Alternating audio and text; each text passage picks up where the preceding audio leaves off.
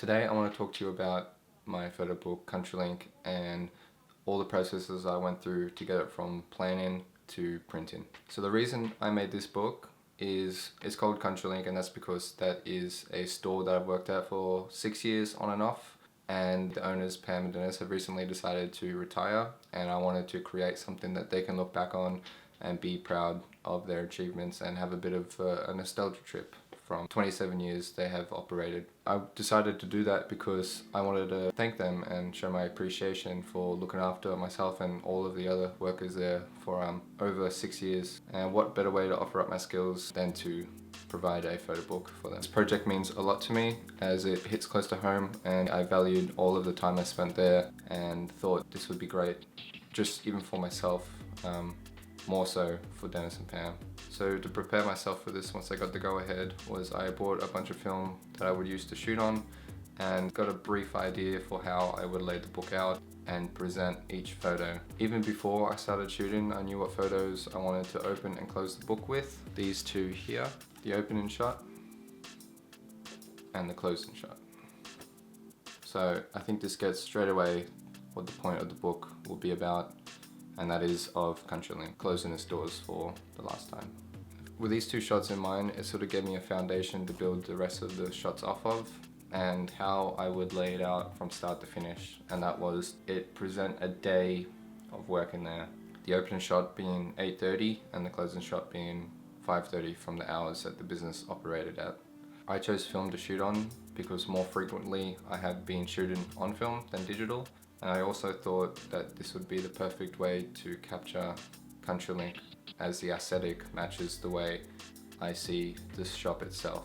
I wanted to shoot this in May, the entire month, just to capture as much as I could, and since they were closing the shop 1st of June, I shot that as well, just to finish the book off, to have it a solid ending. So with the 6 rolls I shot in May, I knew I wanted to capture quite a few certain key elements to put into the book, and that was the shots of the shed from the outside, the shots of Pam and Dennis out the front of the shed, and individual portrait shots of the workers, just to get across the main meaning this book is and who it was for, and that was for the workers and the owners. So all of the photos I shot in May, 6 rolls of film, gave me 216 photos. With those portrait shots of the workers, there's one of them, I also wanted to do a brief introduction to the workers working. So I got a few shots of them going about daily tasks and getting a bit of what their character is and who they are as a person. And to follow that, I wanted to do group photos, just because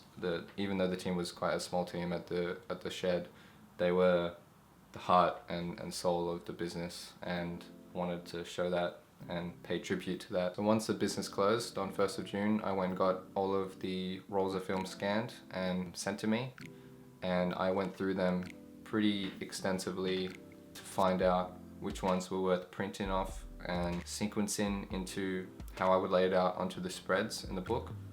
And since I had 216 photos, I didn't want to print all of them without actually going through it first. So I went through those on the computer and then printed off, I think it was 150 out of 216 photos, and then went through those to find out where I should place them, what they should be paired with, and how I wanted the book to progress through each page flip. And so in the end, I ended up with 61 photos out of the 155 that I printed here.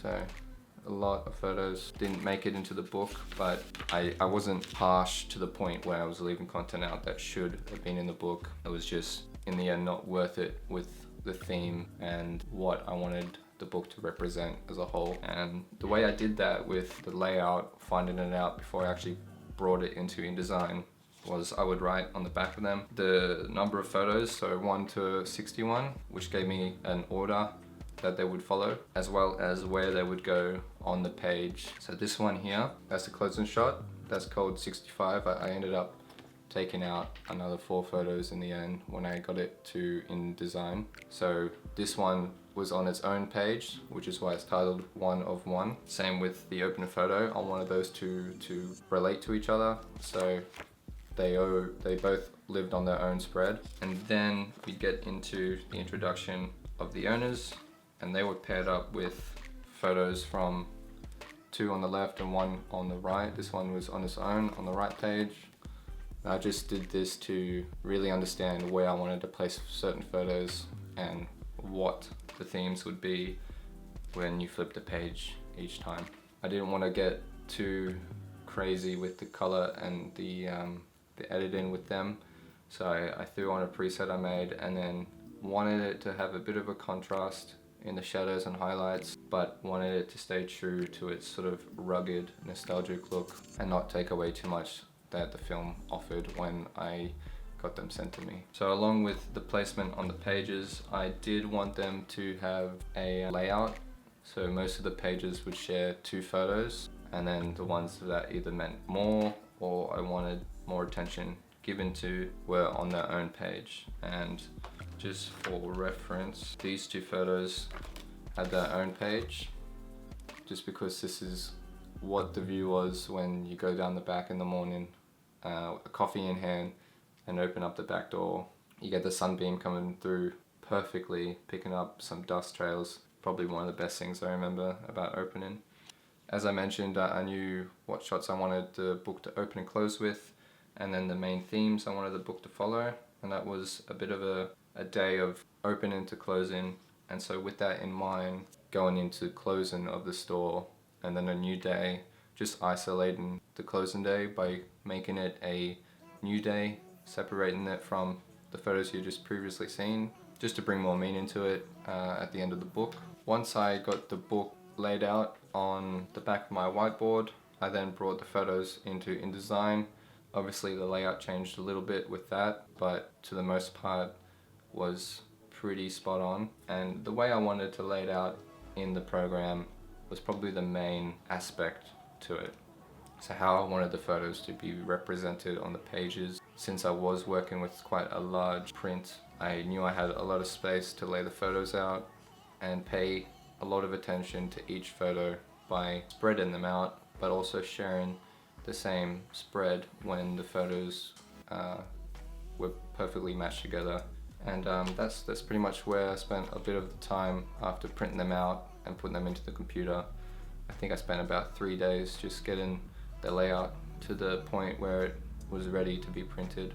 And as mentioned, working with a large format gave me the option to lay out the photos bigger, just to give the detail and attention that it deserves to each page. For example, on the left side, the shed and Pamademus again, but with the logo up the top. Like these 2 are sharing the same spread, but have still so much detail in them that you don't need to bring it closer to your face or anything. So that's why I decided to print such a large copy. Something you could put on a coffee table and just flip through whenever you felt like it. And I also knew I wanted this color, as the green is the same design as our old work shirts and jumpers, just so you can see here.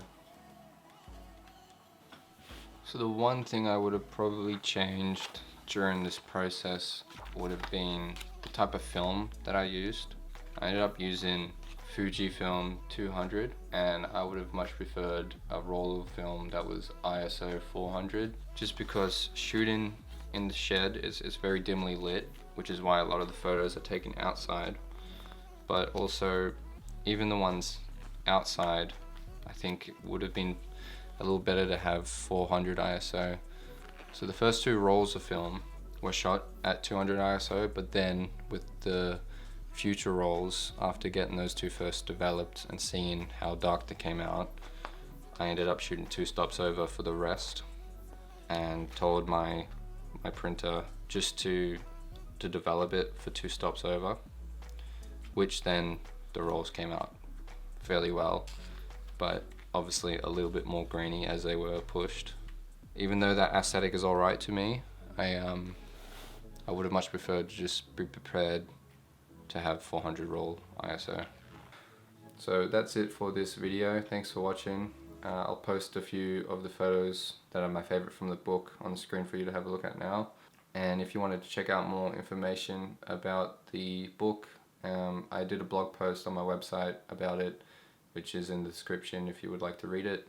Also on the website is my first photo book I have made. It was a bit of a test one, before this project I did, which is titled Fatal Sydney. You can go and check that out as well. That also has a blog post on it. So yeah, thank you again. Hope you guys stay well.